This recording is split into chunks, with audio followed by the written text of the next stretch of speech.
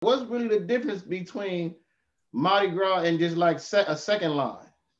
All right, Madi Gras is basically like a 2 month span, and they Mm-hmm. have floats, and they also have Indians too. But it's basically like every high school band, college band, all them get in a line with trucks that's throwing beads and and trophies and stuff like that. But Mm-hmm. second line is basically like the Indians. They come to the park and they have a DJ, which is basically like speakers and music, and they play it in that one neighborhood and everybody come to that one neighborhood. It's basically like a mini Mardi Gras without floats and bands. Oh, It's basically like a block party with Indians. understood. Yeah. Because the second line, or is it did the second line too go through like everybody project or go past it? It's like they have two different second lines. They have an uptown second line and a downtown second line. And then also with second lines, they have Super Sunday. Super Sunday is basically like it's an uptown Super Sunday and it's a downtown Super Sunday. And that's Oh, just the only two that's separated. understood. Yeah, Okay. so like an uptown Super Sunday, that's everybody coming to our neighborhood. Luckily Uh-huh. for us, the park that they chose for Super Sunday is always in the Magnolia. That's where you saw me and BG on the video at. Park. And all of Uh-huh. my videos is at that park because that's basically like where everybody hang at. That's Shakespeare Park. That's on Washington, and that's Washington. Washington is the side street, but in between that is Ferret and that's LaSalle. And so that park Understood. is basically like a landscape of the Magnolia Park. That what was that the same park? What you say? I don't kill no more. I found a new way. Put Yeah, that's cheese in Shakespeare. the end like Yeah, the dudes that that grease was me whack and be stupid out there. Yeah, out there. Okay, all yeah, right, I got you. I got you. yeah. And then that's when that was the same place when I think one of your homegirls started rapping. Yeah, Kiki. Yeah, Kiki. Okay. At that time she was going with Turk. That was Turk's girlfriend at that time. Oh, that was Turk girl. Yeah, that was Turk girl at that time. Yeah, Oh he was in snap! high school on that picture, man. He was in high school. And Stupid Dang. wasn't even in high school. I think Stupid probably was in middle school, and Stupid was already off the porch getting it in. You feel me? Wait, beat that on that DVD. Be stupid was that young? Yeah, Be Stupid was young on that. God dang! I thought he was. He looked like he was a man, a grown man. No, he was like 15 or 16, man. Yeah. Already off of the porch. Actually, on that video, that's when the DBs was popping, called the Dooney Boys. The Dooney Boys. Yeah, Okay. and that's whatever that was in. You feel me? And Right. Stupid really is a crazy dude, bro. I would just say that. He Hey, really the life of the party, bro. That bro, say, bro, he the life of the party. You feel me? At any moment, it could go down with him. You feel me? understood. Hey, so when you had got hit the 5 times, right? And then you had what 7 months to start walking again. Is that how the weight? That's how you shedded your weight, or you started Basically, dying? that knocked my weight off back then. That knocked the weight off. That leg knocked the weight off me. You feel me? uh, And then I got back big, and then they said last time I just put my health in front of me because I was pre-diabetic and I just stopped eating bread. But me living in Atlanta, everybody healthy out here. You feel me? And right. then like it's luxury lifestyle out here. Like everybody wear Gucci and Louis Vuitton, and me wearing a 42 and 44. I'm like, man, niggas know that shit Gucci don't come in that size. You feel me? I'm trying to pull a knock off Gucci shirt off, and nigga like, come on, man, we know that shit ain't real. You feel me? So I just know I had to tone my diet down to get in that nice shit. You feel me? Right. Understood. And Balenciagas don't have no 4X. Come on, man.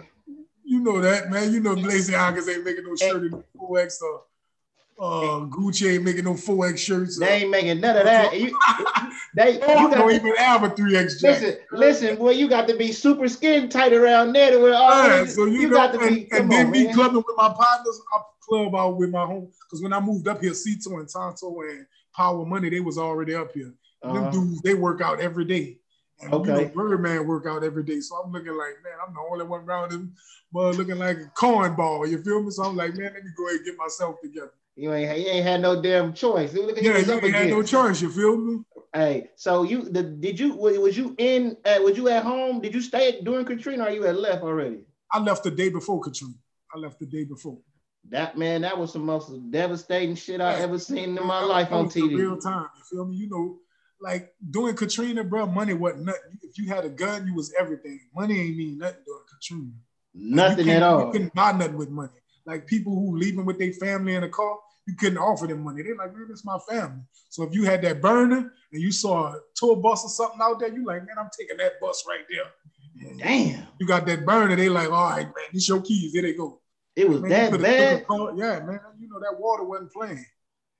Ooh-wee. And they was stuck out there for what, 3 or 4 days? 3 or 4 days. Like if you ain't had no resources, you was asked out. Like you was just on your own. You feel me?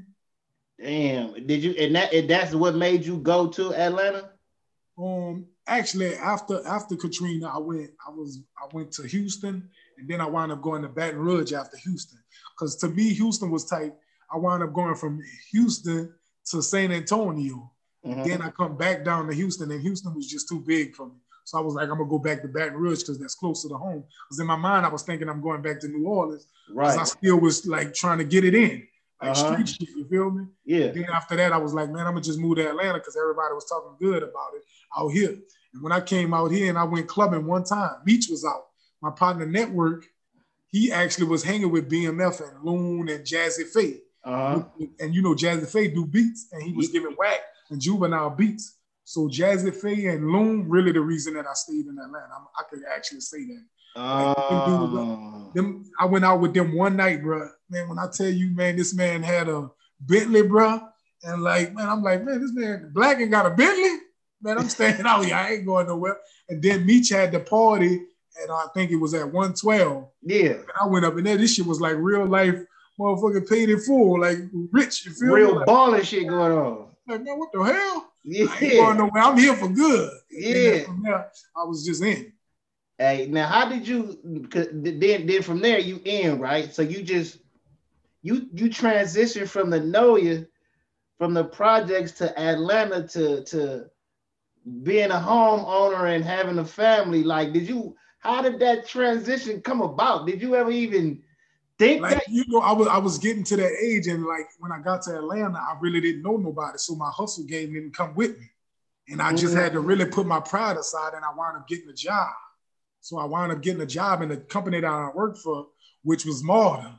Mm-hmm. And you know, I was a bus driver. You feel me? Mm-hmm. And they offer pensions. So when I was there, I wound up stacking my pension up, and then I wound up taking my pension out, and I found some houses up in LaGrange, and me and my wife wound up buying a house in LaGrange. And from there, it just, you know, kept it in motion. You feel me?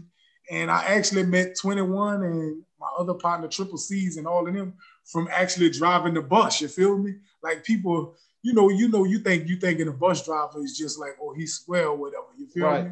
And I'm basically trying to lay low because my pride with me. You feel me? I'm like, I'm Magnolia Leeve. What the hell I'm doing? Yeah. I'm driving the bus. I'm laying low. But in actuality, you know, when you get mad on the bus or somebody don't want to pay their fare on the bus, you like, man, hold up, homie. Yeah. Like, yeah, I'm driving the bus, homie, but I'm really with this issue. You just don't know. You feel me? Yeah. And so one time, I 21 best friend is on Johnny B, and I just wound up clicking with Johnny B one time, and from there on, I met 21, and then 21 blew up after that. And so I started back messing with the music, and 21 was like, man, let's knock out a song, and we wound up doing the song, and 21 just wound up taking off after that. And from that day, me and him just been family. Hey, you know what's so crazy about that? Because I watched the interview when you was explaining how 21 is. You said 21, somebody, if he mess with you, he'll come in the studio, leave a verse for you real quick. He don't even got to know you like that. He don't even know you like that. Yeah, he just a genuine person, bro. Like once he feel you out and see what type of person you is, he basically like he fucked with me after that because he felt, you know, I ain't come off like I'm just like above nobody. You feel me? Right. I still was a regular street dude. You feel me? Right. And you know what I can say. You know, me being on the bus and them riding the bus and shit like that. His homie Johnny B used to ride my bus all the time. Right. But me being a street cat, I know how it is. So feel me? So I'm like, man, come on, man, ride the bus, man. I ain't tripping. Right. Feel me? I gotta come through y'all neighborhood. Right. Exactly. Like, so basically, it's like niggas ain't playing on the bus because they know Johnny B cool with me. Okay, bet, got you, understood. Yeah. And you know, it's so crazy though, because when you were saying that story, and like I swear to God, bro, for the past couple weeks now, Yeah. I mean, I've been getting blessings like how I DM'd you and you just hit me back, don't even know me from a can of paint and be like, and I'm just like, damn, man, I'm like, yeah, you know that's how it falls sometimes. Like, man, yeah, this what I take everybody as a gangster. You feel me? Because if you push anybody in the corner, bro, they're gonna be a gangster. Ain't nobody gonna can't nobody slap nobody, mama, and get away with that. no, it's I not don't care going. who it is. You slap somebody, mama, man, I all ain't going. that business shit, all that shit out the window. Nigga, like, man, slap my mom. I'm about to go tend to this shit. You feel me? So that's how I'm built. I'm just built off of that. Like, man, a person working a job, you don't know what he did when he was young. You feel me? Right, you don't exactly. know what changed his life or what made him do that. Like, the only reason I really changed my life, man, I actually was out when I got shot up. I drove myself to the hospital. So I basically told my girl, call up, you feel me, the Rio that Whack was riding around with. We went on, I think this on Broad, we went to look for another car. So I actually had my daughter out and I'm walking through the parking lot looking for cars, but I spotted a car that I was into it with. And I had my